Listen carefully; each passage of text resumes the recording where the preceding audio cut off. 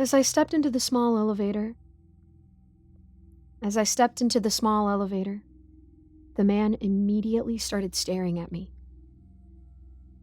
It was just the two of us in there, and the panel was on his side. Luckily, the button for the first floor was already pressed. No need for conversation. But it was a tall, old building, and as the elevator slowly passed through its 32 floors, I noticed the man kept sizing me up. I focused straight ahead, fixing my gaze on the door. "Are you Anna Hansen?" he asked. "Yes," I replied, giving him a nervous smile.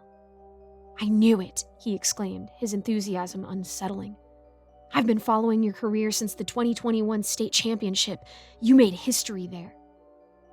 "Thank you," I responded shyly. Maybe it's just a gymnastics fan, I thought. But his appearance left me uneasy. He looked to be in his 40s, about 6 feet tall, with a round belly and what I could only describe as wild, thinning hair. I'm 5'1", and he loomed over me. I went to this building every Thursday for massage therapy, but I've never noticed this guy before. "I just want to say," he continued, "the blue leotard you wore during your gold-winning vault was one of the prettiest I've seen in the sport." Okay, my instincts weren't wrong. What a creep. I thanked him again, forcing an awkward smile, and turned my attention back to the elevator's display. 5th floor. Almost there. But then a loud noise, followed by a sudden jolt, made me lose my balance. The lights flickered off for a moment before coming back on in a dim red glow. Emergency lights. "Ah, no," he muttered. "This ancient elevator keeps doing these pranks." He pressed the alarm button and spoke to maintenance. They explained the technician was finishing up another call nearby and wouldn't take long. "We'll just wait then," he said, flashing an unsettling smile that sent a chill down my spine. Determined not to engage further, I checked my phone. No signal. We sat in silence for a few minutes until, of course, he decided to speak again. "Your life story is also quite special," he said.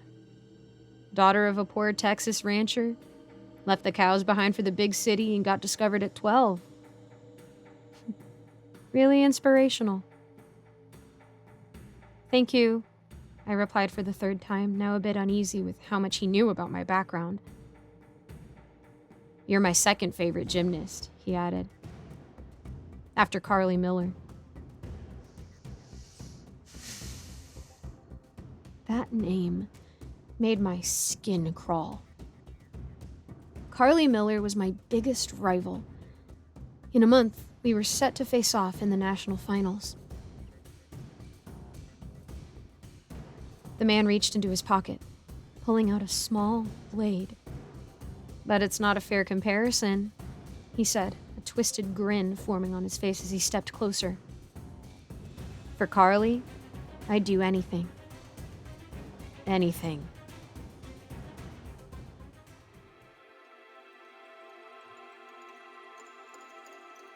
What happened next was hard to explain to the police. The stab I got in my shoulder, the struggle, the gun I carried on my right hip, and the 3 shots I gave him near the chest. The only thing I clearly remembered from that afternoon was the relief of seeing the elevator doors open again, even if soaked in blood.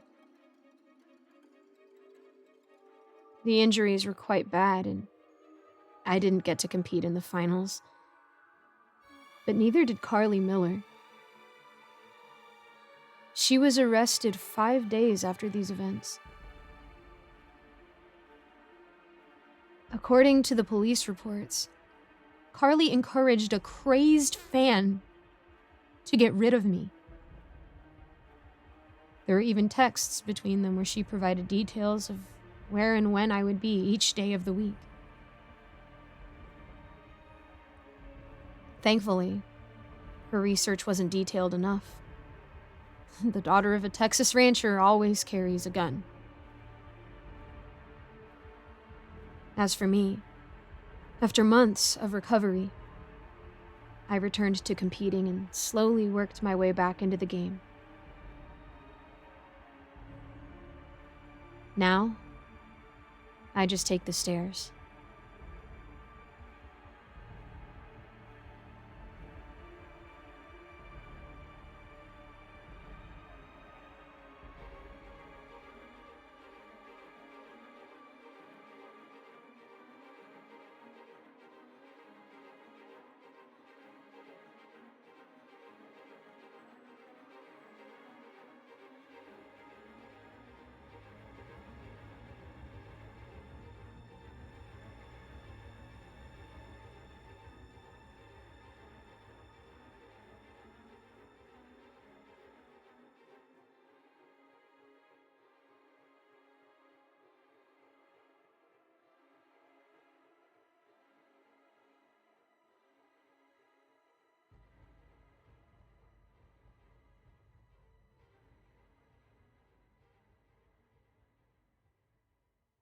Thanks so much for making it to the end of this video. A quick shout out to my patrons: Seven Cities Journalist, Mr. Sankofa, Austin My Love, Rinku Star, William Hartley, Cupcake Hips, Alonzo, IC Narrates, and Jesse Hartley.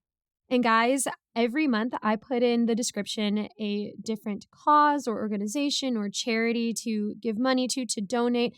Me, myself, I'm devoutly Christian, so these are the places that I tend to include in my tithing for the month. And if you so feel led to give back to someone in need who really needs that operation for that super rare disease, or to relieve a family of their grief and their loss, or even just general natural disaster funds, it would be so wonderful if you guys could check out the links in my description, or even just go off and find another cause that you would like to donate to. I highly encourage it. Even if you can only give $1, it is so good to help people in their time of need.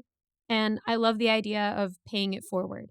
And hey, if you're one of my patrons and you're giving to me monthly and you don't have enough funds to do both, to support me and to support someone else in need, I also highly encourage not being my patron, even if you do want to eventually in the future, and giving to that other person.